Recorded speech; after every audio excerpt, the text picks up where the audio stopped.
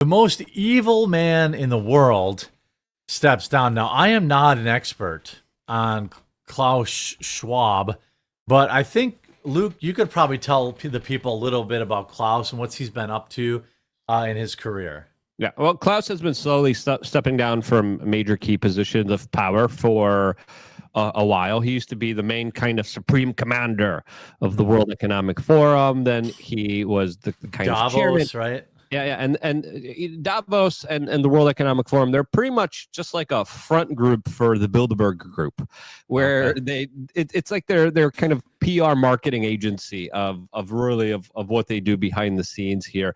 So him stepping down is no surprise here. He's the figurehead here. And it does symbolize how the world is moving away from this kind of globalist idea. He is the globalist henchman. He is the globalist figure. And this, to me, is a strategic move by the internationalists, the globalists, that used him as a puppet, that used him as a figurehead, saying, now we got to change things up. We got to look more appropriate to the current times, as Donald Trump is rallying populism. He's rallying sovereignty. He's rallying individualism over this top-down communistic Marxist ideology that the globalists love to encompass and use as their main kind of battering ram against free humanity. So to me, this is just a seat change. This is a puppet change, and they're now moving into a new form of kind of globalization that will be more linked in with singularity and the technocracy, with all the latest kind of developments surrounding science and tech that truly they're going to be kind of running with for a very long time here. So, I mean, this guy, he did all the bad stuff. He pulled out all the stops. He was the main guy calling for you literally eating bugs, having no privacy. You're going to live in a pod, eat the bugs, own nothing, and be happy. That's this guy, right? And you'll be happier than you ever were. Why? Because you probably would be drugged up here. But, his right-hand man, who, calls for a lot of this stuff in a more kind of overt way, Yuval Harari, literally argues how people are going to just be useless and there's going to be no need for them in the future. And that's the type of place that we're kind of going towards. That's the Star Wars world, right? Or Star Trek, I mean. Yeah. That's where we're going. And this guy, again, he was the figurehead. They're taking him down, and they're going to move in a new direction here that's going to be a little bit more covert, less kind of celebratory, because under his kind of rule and leadership, especially during Biden's leadership, they were pretty much saying, yeah, we're just going to enslave you. What are you going to do about it? And they figured out people are going to vote for Donald Trump in response to that.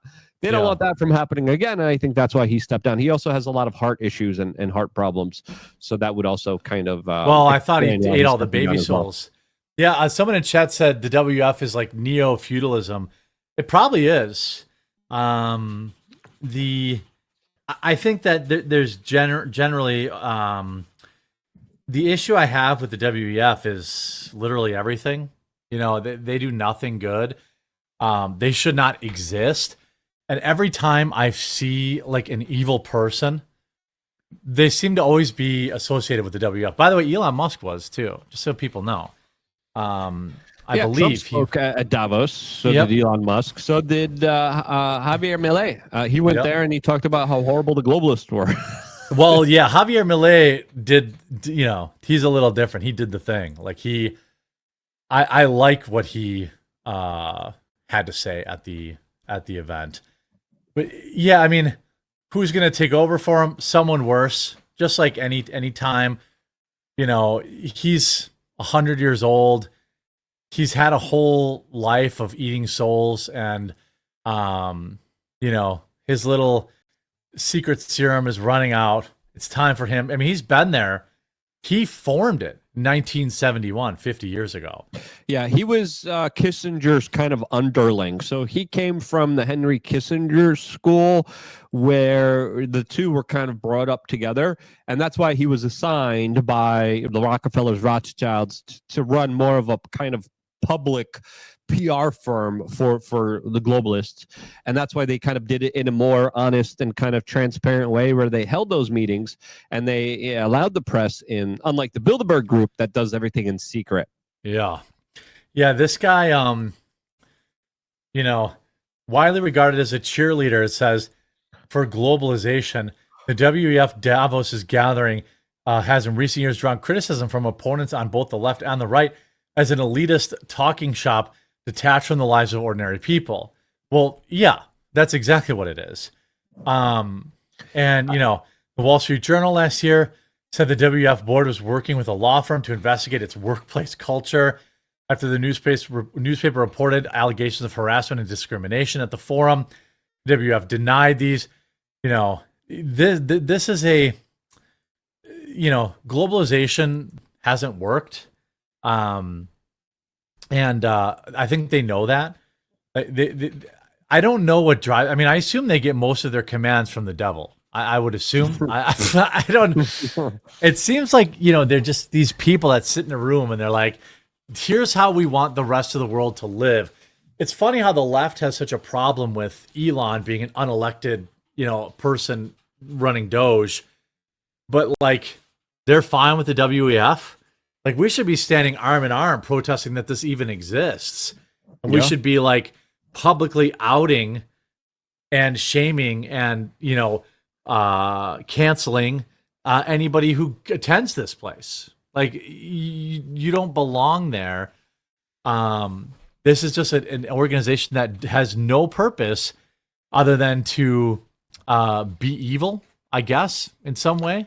Well, they're the representation of the corporate globalist class, the class that believes that humans need to be ruled, controlled, subjugated, and treated like cattle. That's their philosophy. That's what they believe in, and that's the ideas that they're propelling forward that were actually taken seriously by a lot of the people who just wanted a daddy, wanted to be ruled over, wanted to, of course, be controlled. And the way that they were kind of controlling things, especially during COVID, the way that they were kind of, pushing policies that were draconian, that were evil, really does highlight how, a lot of these people were specifically working against the human spirit.